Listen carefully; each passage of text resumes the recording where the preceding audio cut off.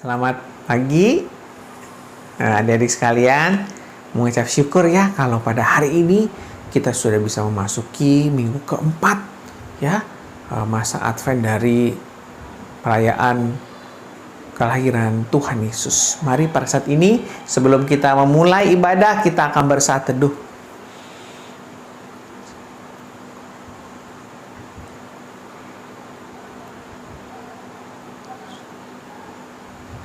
Amin. Mari pada saat ini kita akan menyanyikan sebuah pujian ya. Satu pujian pengagungan kita kepada Tuhan ya. Selamat pagi Allah Bapa, Allah Anak dan Allah Roh Kudus ya. Kita bersyukur untuk anugerah yang sudah Tuhan berikan.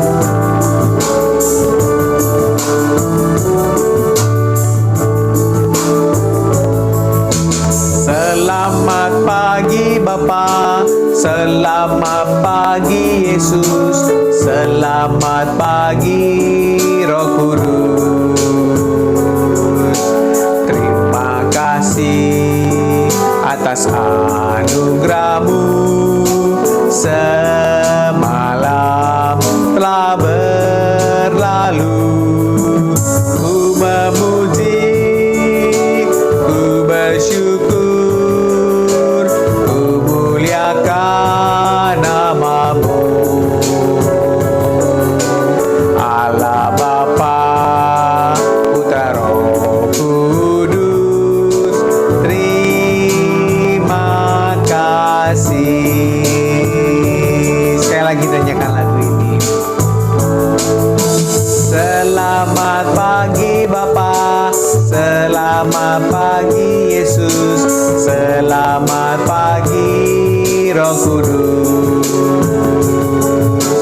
Terima kasih atas anugerah-Mu, semalam telah berlalu.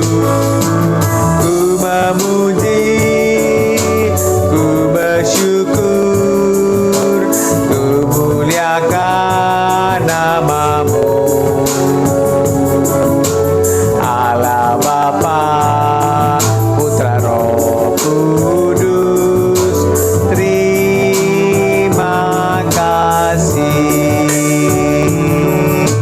Allah Bapa, Putra Roh Kudus, terima kasih. Yuk kita sama-sama berdoa. Tuhan Yesus, kami mengucap syukur dan berterima kasih kalau pada hari ini kami masih diberikan sekali lagi satu kesempatan untuk kami juga bisa beribadah, untuk kami bisa memuji, untuk kami bisa menyembah Tuhan, untuk kami bisa mendengarkan firman Tuhan. Terima kasih ya Tuhan, kami bisa memasuki minggu keempat dari Advent ini. Tuhan, biar Kau juga yang mau melayakkan kami juga untuk kami datang beribadah menghadap hadirat Tuhan. Terima kasih Tuhan, kami menyerahkan Tuhan untuk waktu ibadah kami ke dalam tangan Tuhan. Tuhan, Kau juga yang hadir di tengah-tengah kami.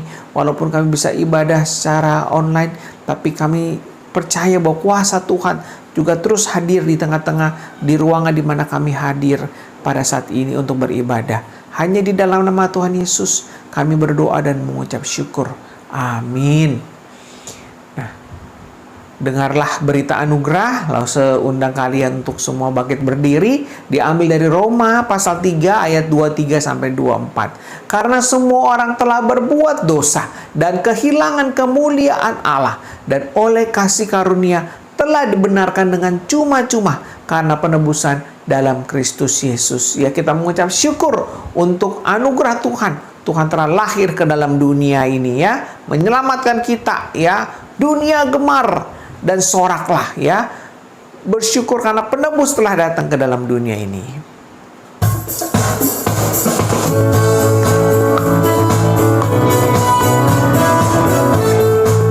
Silakan duduk semuanya. Dunia gemar dan soraklah, penebus datanglah. Beri hatimu kepadanya, sekalian nyanyilah, sekalian nyanyilah, sekalian nyanyilah, sekalian orang bernyanyi.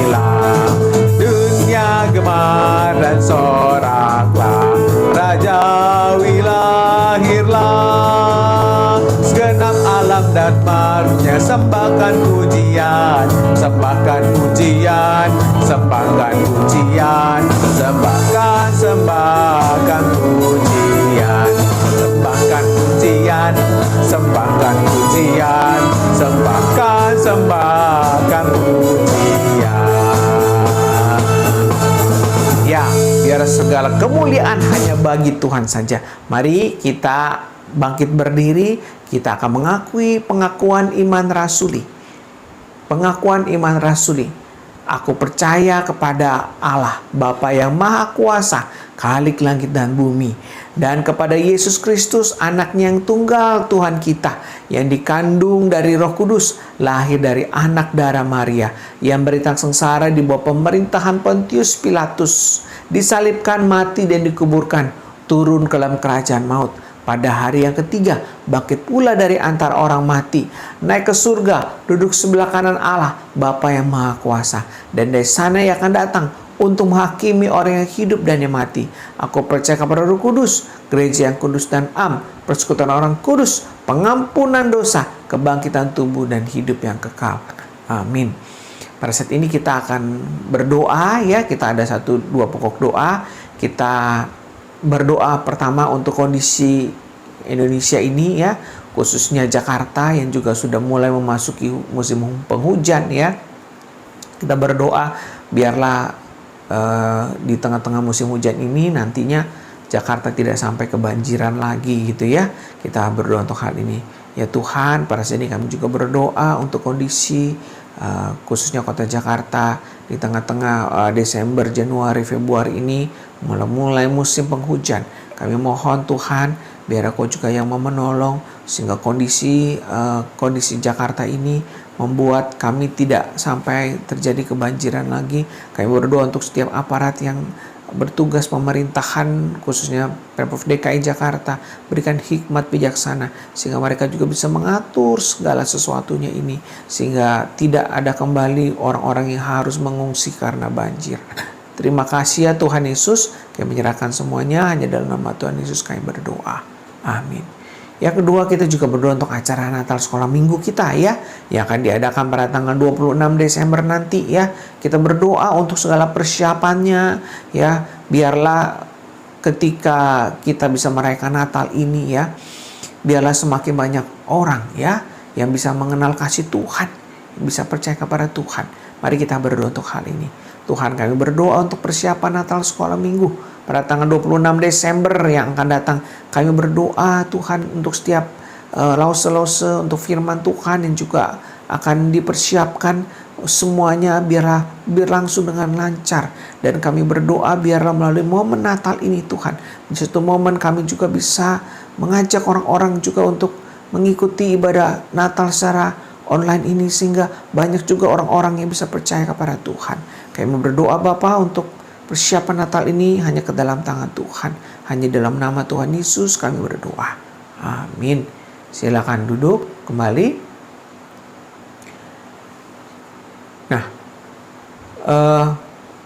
sebuah lagu yang begitu indah ya, bahwa telah lahir penebus ya, telah lahir juru selamat ya. Ini ketika hari ini kan konteksnya tentang bagaimana gembala-gembala itu diingatkan kembali ya, malaikat mengingatkan kembali ya, ada satu kabar begitu agung, begitu sukacita ya. Beritakan di gunung ya, di lembah-lembah bahwa Yesus itu telah lahir ya. Mari pada saat ini kita akan menyanyikan lagu ini ya, sebagai satu ungkapan sukacita kita juga ya.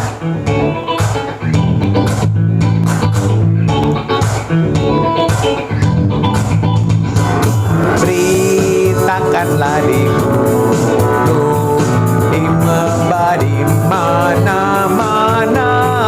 Beritakanlah di gunung, lala penebus. Oh gembala di padang menjaga dombanya, tiba-tiba terpancar cahaya yang mulia. Beritakanlah di gunung, di lembah, di mana-mana. Beritakan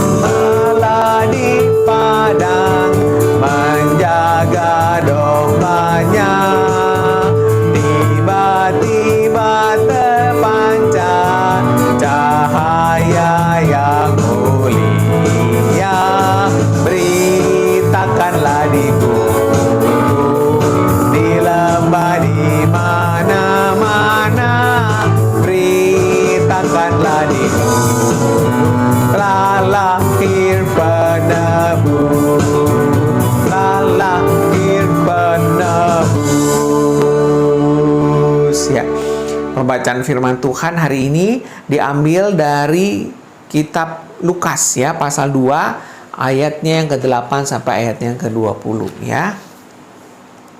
Lukas pasal 2 ayat 8 sampai ayatnya yang ke-20 ya. Gembala-gembala. Di daerah itu ada gembala-gembala yang tinggal di padang menjaga kawanan ternak mereka pada waktu malam. Tiba-tiba berdirilah seorang malaikat Tuhan di dekat mereka, dan kemuliaan Tuhan bersinar meliputi mereka, dan mereka sangat ketakutan. Lalu kata malaikat itu kepada mereka, "Jangan takut, sebab sesungguhnya aku memberitakan kepadamu kesukaan besar untuk seluruh bangsa. Hari ini telah lahir bagimu Juru Selamat, yaitu Kristus Tuhan di kota Daud. Dan inilah tandanya bagimu, kamu akan menjumpai seorang bayi dibungkus dengan lampin dan terbaring di dalam palungan. Dan tiba-tiba tampaklah bersama-sama dengan malaikat itu sejumlah besar bala tentara surga yang memuji Allah, katanya, kemuliaan bagi Allah di tempat yang maha tinggi, dan damai sejahtera di bumi di antara manusia yang berkenan kepadanya." Setelah malaikat-malaikat itu meninggalkan mereka dan kembali ke surga, gembala-gembala itu berkata seorang kepada yang lain, "Marilah kita pergi ke Bethlehem untuk melihat apa yang terjadi di sana, seperti yang diberitahukan Tuhan kepada kita." Lalu mereka cepat-cepat berangkat dan menjumpai Maria dan Yusuf dan bayi itu yang sedang berbaring di dalam palungan. Dan ketika mereka melihatnya, mereka memberitahukan apa yang telah dikatakan kepada mereka tentang anak itu. Dan semua orang yang mendengarnya heran tentang apa yang dikatakan gembala-gembala itu kepada mereka. Tetapi Maria menyimpan dan merenungkannya. Maka kembalilah gembala-gembala itu sambil memuji dan memuliakan Allah karena segala sesuatu yang mereka dengar dan mereka lihat. Semuanya sesuai dengan apa yang telah dikatakan kepada mereka. Ya, sungguh bersyukur Injil justru diberitakan kepada para gembala-gembala ya, orang-orang yang dulu pada saat itu dipandang secara hina. Mari pada saat ini kita akan memasuki persembahan. Persembahan juga bisa dilakukan secara online ya. Ayo kita menyanyikan lagu Berkat Tuhan ya. Biarlah ini menjadi satu respon kita juga ya, untuk kita memberikan persembahan yang terbaik buat Tuhan.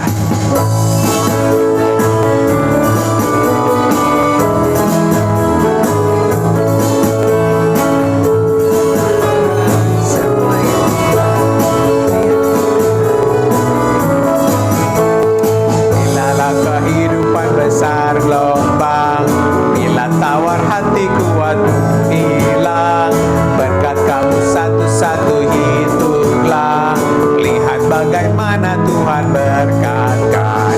Berkat kamu semua hitunglah, satu pun jangan kau lupakan.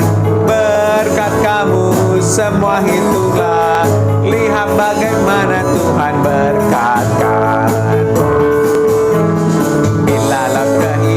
Besar gelombang, bila tawar hatiku waktu hilang, berkat kamu satu-satu hitunglah, lihat bagaimana Tuhan berkatkan. Berkat kamu semua hitunglah, satu pun jangan kau lupakan. Berkat kamu semua hitunglah, lihat bagaimana Tuhan berkatkan. Ya, demikianlah lagu persembahan kita. Nah, pada saat ini sebelum kita memasuki firman Tuhan ya yang akan dibawakan oleh Sosiala, kita akan menyanyikan sebuah lagu ya, Seorang Anak Telah Lahir. Biar ini menjadi satu perenungan kita ya, refleksi kita juga ya. Sungguh Tuhan sudah mau mati buat kita, lahir buat kita.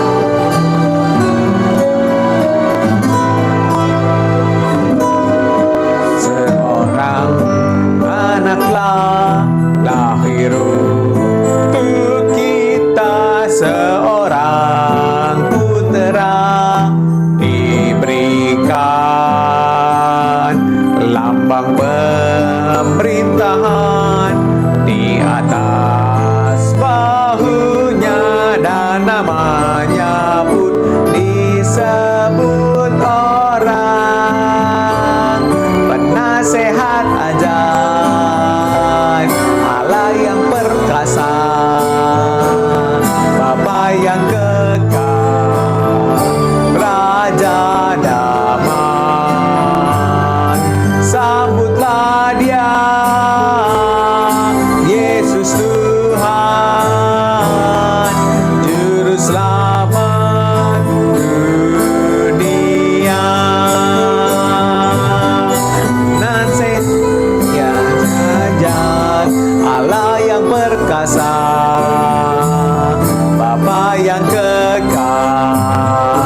Raja damai, sambutlah Dia, Yesus Tuhan, Juru Selamat dunia.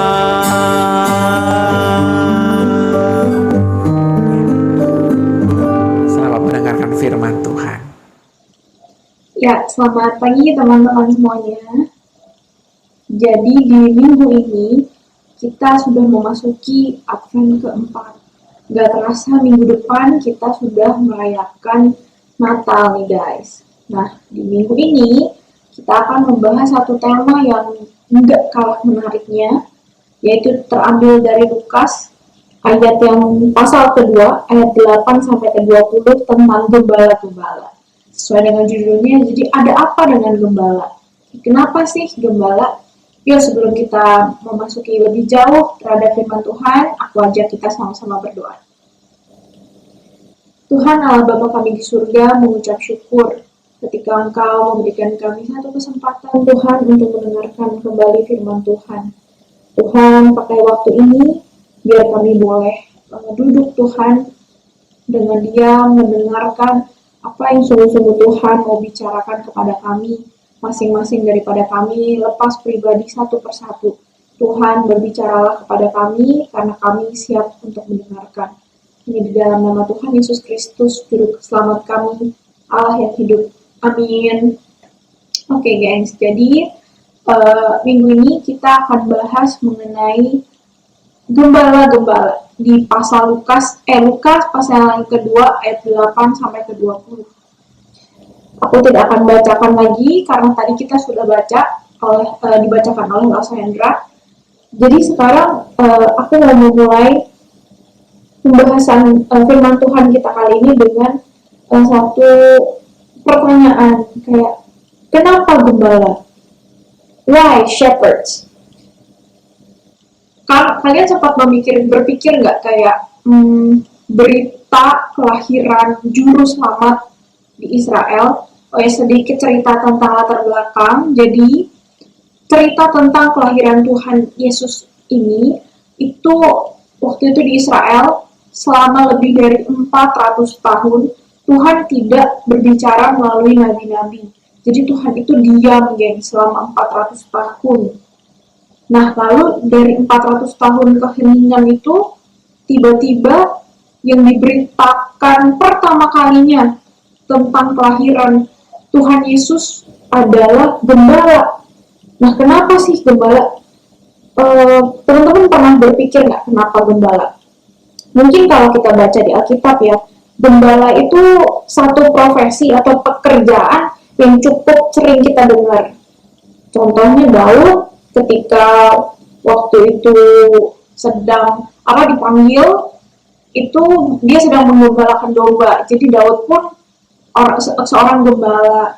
Lalu Musa pun juga sempat menggembalakan domba. Jadi mungkin kita sering dengar gitu ya, gembala. Kenapa sih gembala? Tapi kalau teman-teman tahu konteks pada saat itu di bangsa Israel, gembala itu satu pekerjaan yang sangat rendah. Rendah tuh dalam artian maksudnya, jadi di zaman Israel dulu rabi-rabi atau ahli Taurat dan ahli Farisi itu punya kategori tiga pekerjaan ini, namanya tiga pekerjaan khusus. Yang satu adalah pemungut cukai, yang kedua adalah orang yang kena kusta, bukan pekerjaan berarti orang kena kusta, maksudnya kategori guys. Nah, dari yang ketiga ini terakhir adalah gembala. Dan mereka ini, tiga orang ini dikategorikan sebagai pendosa, sinners. Nah, aku dapatkan ini dari salah satu sumber di internet. Kalau di zaman dulu tuh gembala ternyata adalah profesi yang sangat tidak terpandang atau tidak banget deh gitu. Jadi karena mereka itu terbiasa kan, mereka hampir setiap hari 1 kali 24 jam itu ada di outdoors kan, karena mereka harus menggembalakan, jagain si domba-dombanya ini kan di luar kan, of course. Jadi mereka itu dipandang tuh kayak nggak bersih karena nggak kotor mukanya, terus bajunya mungkin udah gak ganti baju kali beberapa hari karena mereka harus terbiasa juga di luar kan, pasti kena debu, kena rumput segala macem, dan mereka tuh terkenalnya kayak karena mereka kan harus domba, kalau misalnya kena binatang buas atau apa mereka harus lebih garang-garang kan, jadi terkenalnya juga kayak no good gitu. Jadi itu profesi gembala pada zaman waktu Israel waktu itu. Jadi gembala itu bukan profesi eh, kayak cita-cita gitu, beda kan kalau sekarang kayak nggak ada. Zaman dulu cita-citanya apa, mau jadi gembala, nah itu tuh nggak ada karena gembala tuh pekerjaan yang sangat-sangat rendah. Nah jadi apa sih kenapa ya Tuhan itu pilih gembala pertama untuk memberitakan kelahiran Tuhan pertama kali itu adalah gembala. Jadi waktu di Lukas pasal 2 ayat ke-8 ada di daerah itu ada gembala-gembala yang tinggal di padang menjaga kawanan ternak mereka pada waktu malam. Lalu tiba-tiba berdirilah seorang malaikat Tuhan di dekat mereka dan kemuliaan Tuhan bersinar meliputi mereka. Dan mereka sangat ketakutan. Lalu kata malaikat itu kepada mereka, "Jangan takut, sebab sesungguhnya aku memberitakan kepadamu kesukaan besar untuk seluruh bangsa. Hari ini telah lahir bagimu juru selamat, yaitu Kristus Tuhan di kota Daud. Dan inilah tandanya bagimu, kamu akan menjumpai seorang bayi dibungkus dengan lampin dan terbaring di dalam palungan." Itu kata malaikat. Nah jadi apa sih kenapa, kembali ke pertanyaan yang pertama ya, kenapa Tuhan memilih gembala, kenapa harus gembala, orang yang pertama kali malaikat beritahukan bahwa juru selamat telah lahir. Banyak pendapat, misalnya contohnya ada kayak karena gembala itu kayak Tuhan tuh suka gitu pakai analogi gembala. Itu betul juga sih, kayak Tuhan adalah gembala yang baik dan segala macamnya. Tapi yang paling signifikan di sini adalah kenapa gembala? Karena gembala itu seperti yang tadi aku bilang adalah pendosa. Jadi apa kesimpulannya? Jadi apa uh, yang Tuhan mau kasih tahu ke kita dan apa kaitannya dengan kita sekarang? Bahwa kesimpulannya adalah Tuhan Yesus datang ke dunia untuk menyelamatkan pendosa seperti gembala. Jadi Tuhan menyelamatkan pendosa. Di dalam Markus pasal kedua ayat 17 katanya, "Bukan orang sehat yang memerlukan tabib, tetapi orang sakit. Aku datang bukan untuk memanggil orang benar, melainkan orang berdosa." Jadi mungkin teman-teman merasa kalau saat ini teman-teman nggak layak karena Lausa, aku tuh bandel, aku tuh sering bohong sama mama, aku tuh males banget, aku tuh kayaknya berdosa terus deh. Nah, itulah Tuhan Yesus datang untuk kamu, untuk Lause. Jadi, memang Tuhan Yesus datang untuk menyelamatkan pendosa-pendosa seperti kita. Nah, itu sebuah anugerah terbesar dan terindah yang Tuhan berikan buat kita. Jadi kenapa gembala?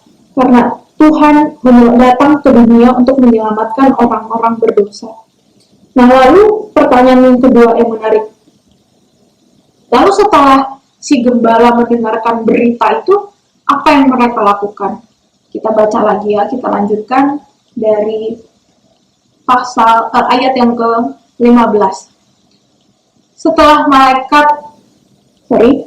malaikat itu meninggalkan mereka dan kembali ke surga, gembala-gembala itu berkata seorang kepada yang lain, "Marilah kita pergi ke Betlehem untuk melihat apa yang terjadi di sana, seperti yang diberitahukan Tuhan kepada kita." Lalu mereka cepat-cepat berangkat dan menjumpai Maria dan Yusuf dan bayi itu yang sedang berbaring di dalam palungan. Itu poin kedua, guys. Jadi setelah gembala mendengarkan berita yang super, the greatest news ever gitu ya, ketika gembala mendengarkan berita sukacita, kabar baik itu, yang dia lakukan adalah apa? They believe. Mereka percaya. Kenapa? Tahu dari mana mereka percaya?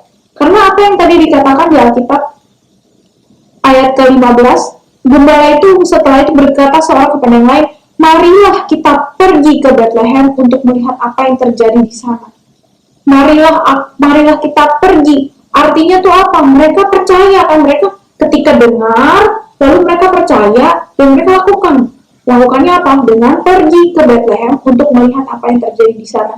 Tapi sebenarnya, tapi kalau teman-teman pikir, kalau gembala kan bisa aja kan waktu dengar, terus habis itu kayak, males ke Bethlehem, aduh jauh, jangan kan ke Bethlehem gitu ya. Teman-teman aja mungkin disuruh mama, Dek, tolong ambilin anduk dong gitu buat mama. Aduh, malas banget kan, padahal cuma beberapa langkah doang keluar misalnya.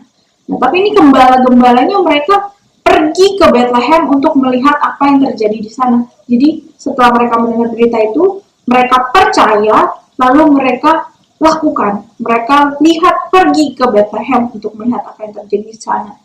Jadi itu adalah respon dari berita, dari kabar baik yang malaikat beritakan kepada mereka. Jadi si gembala itu, si pendosa itu meresponi kabar baik dan akhirnya mereka pergi ke Bethlehem.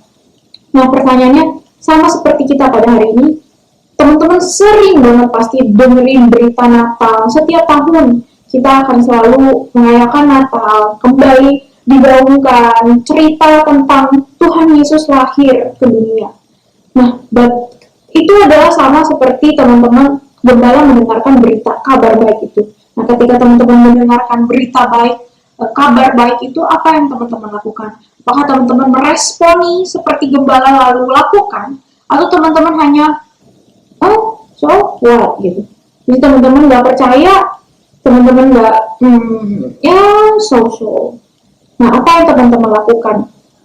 Jadi pertanyaannya adalah, apakah teman-teman ingin merespon dengan iman, atau teman-teman ya udah just walk away, just ignore, udahlah abaikan aja.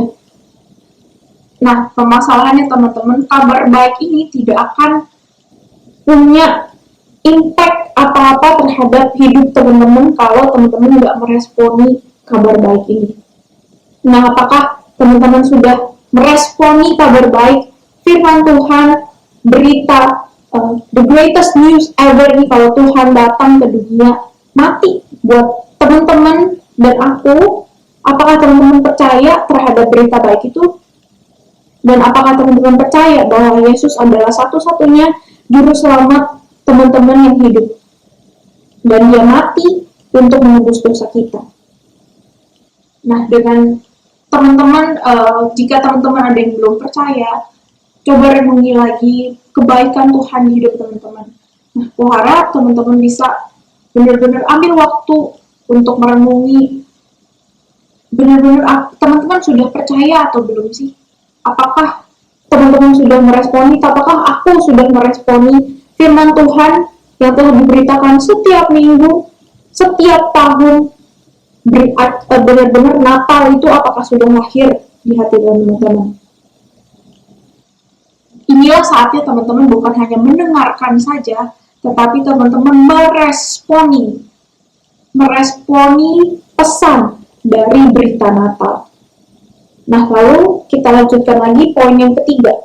Apa yang gembala lakukan setelah mereka pergi? Kita lanjutkan ya. Ayat yang ke-17. Dan ketika mereka melihatnya, mereka memberitahukan apa yang telah dikatakan kepada mereka tentang anak itu. Aku ulang sekali lagi. Dan ketika mereka itu gembala-gembala melihat Maria dan Yusuf dan bayi itu, bayi Tuhan Yesus, lalu mereka memberitahukan apa yang telah dikatakan kepada mereka tentang anak itu. Nah, ini poin ketiga dan poin yang terakhir. Berita kabar baik, setelah teman-teman mendengarkan, teman-teman percaya, teman-teman merespon, yang terakhir adalah berkabar baik itu harus segera di-share, teman-teman, forward, bahasanya kalau di WhatsApp kan itu di forward message-nya, disebarluaskan, diberitakan ulang. Kayak teman-teman pasti di sini udah ada WhatsApp segala macam. Nah, ketika ada berita kayak yang heboh, yang seriusan sih masa, nah itu pasti langsung forward gitu kan, forward atau copy message-nya terus taruh di grup kayak ini seriusan guys, gengs ini, atau kayak gini. Nah itu pasti teman-teman forward kan, teman-teman share. Karena apa? Karena teman-teman penasaran, percaya, dan mau memberitakan, mau tahu teman-teman yang lain tuh tahu juga. Nah ini tuh sama teman-teman. Jadi message tentang kelahiran Tuhan Yesus itu must be shared, must be forward. Jadi teman-teman harus memberitakan kabar baik ini ke semuanya, ke semua teman-teman, ke mungkin di teman sekolah ada yang belum percaya, ke siapa lagi, ke mbak di rumah, atau kemana lagi, ke supir, ke siapa lagi, ke tetangga. Jadi message ini must be shared. Tapi ketika teman-teman sudah share, berarti step yang pertama dilakukan adalah yaitu kita menerima, lalu kita percaya, dan kita share, kita beritakan lagi ke kita sebar luaskan message ini ke orang-orang lain. Nah, kayak aku juga pernah mikir, dan aku jadi ingat gitu waktu beberapa tahun lalu pas aku masih remaja, ada gerakan di gereja kita juga yang bawa teman gitu untuk pergi ke Natal. Tapi kan di tahun ini kita Natalannya masih online ya. Jadi tapi nggak ada masalah, justru ketika online udah lebih nggak ada masalah lagi buat ikutan kebaktian online-nya. Jadi teman-teman bisa share link, forward ke teman-teman link kebaktian kita nih buat Natal, teman-teman yang belum percaya, atau teman-teman yang teman-teman tahu nih temennya aku atau temennya kamu tuh belum percaya Tuhan. Nah, kita bisa share link YouTube-nya itu, karena udah gak ada jadi masalah lagi, rumahnya jauh atau apa, cuman sebatas klik di YouTube doang, dan itu udah bisa ikutin ibadahnya. Jadi satu hal yang cukup menggelitik gitu ya, bagaimana orang lain tuh bisa percaya kalau teman-teman tuh nggak beritakan kalau baik, kalau mereka nggak tahu apa sih Natal, kenapa sih siapa sih Tuhan Yesus. Nah itu gimana orang lain mau percaya kalau teman-teman nggak pernah share, ya kan? Ada satu statement atau satu kalimat yang menarik yang aku dengar dari khotbah yang aku dengar beberapa hari yang lalu ya. Dia bilang begini, satu-satunya hal yang kita nggak bisa lakukan di surga adalah apa? Yaitu adalah sharing, adalah beritakan kabar baik ke orang-orang yang nggak pernah dengar itu. Nah itu nggak bisa teman-teman nanti kalau kita udah lakukan, kalau kita udah di surga, itu cuma bisa kita lakukan di dunia. That's why itu adalah pekerjaan kita. That's the job that God has left us to do in this world. Itulah pekerjaan yang Tuhan berikan kepada kita selama kita masih ada di dunia ini. Jadi kesimpulannya, apa yang bisa kita pelajari dari gembala-gembala ini? The shepherds, they hear, they believe, and they share. Gembala-gembala mereka mendengarkan kabar baik itu, mereka percaya, dan mereka beritakan lagi. Dan sekarang, itu tanggung jawab kita teman-teman. It's our privilege. Itu adalah sebuah kehormatan bagi kita untuk memberitakan kabar baik, the greatest news ever, bahwa Tuhan Yesus datang, lahir 2000 tahun yang lalu. Dia datang untuk menebus kita, dosa manusia yang seharusnya kita yang dihukum, tapi Tuhan menerima hukuman itu untuk kita. Dan dia bangkit dari kematian, dia mengalahkan maut, dan dia naik ke surga. Karena begitu besar kasih Allah akan dunia ini. Yohanes 3 ayat 16. Nah, teman-teman jangan lupain ya. Nah sekarang setelah teman-teman mendengarkan berita baik ini, setelah teman-teman mendengarkan firman Tuhan, apakah teman-teman akan meresponi juga seperti gembala? Apakah teman-teman akan menerima panggilan daripada Tuhan? Yuk, mari kita berdoa. Ya Tuhan Allah Bapa kami di surga, sungguh Tuhan kami mengucap syukur, sebuah kehormatan bagi kami ketika kami bisa mendengarkan kabar baik, berita tentang kelahiran Tuhan. Merupakan sebuah kehormatan bagi kami. Ya Tuhan, ajar kami untuk kami bisa dan kami mau mengakui Tuhan sebagai juru selamat kami. Dan kami mau, tidak hanya kami percaya dan kami nggak hanya keep untuk hal itu untuk kami sendiri, tapi kami juga mau share. Kami mau forward message yang Tuhan berikan buat kita, buat kami, ke orang-orang lain yang belum percaya. Tuhan, mampukan kami di Natal kali ini, kami bisa membawa teman kami yang belum percaya. Kami percaya dengan kekuatan-Mu. Mungkin kami nggak jago ngomong, Tuhan. Kami takut memulainya gimana cara ngajak teman kami. Tapi kami percaya Tuhan, Allah kami yang hidup, Tuhan Allah kami yang hebat. Engkau akan memberikan cara kepada kami. So, kami mengucap syukur Tuhan. Terima kasih untuk firman Tuhan yang begitu ajaib, yang mengubahkan kami, yang menguatkan kami, yang meneguhkan kami. Kami mau menyerahkan semua hidup kami ke dalam tangan-Mu Tuhan. Hanya di dalam nama Tuhan Yesus Kristus kami berdoa dan mengucap syukur. Amin. Ya, selamat hari Minggu guys. Tuhan Yesus memberkati.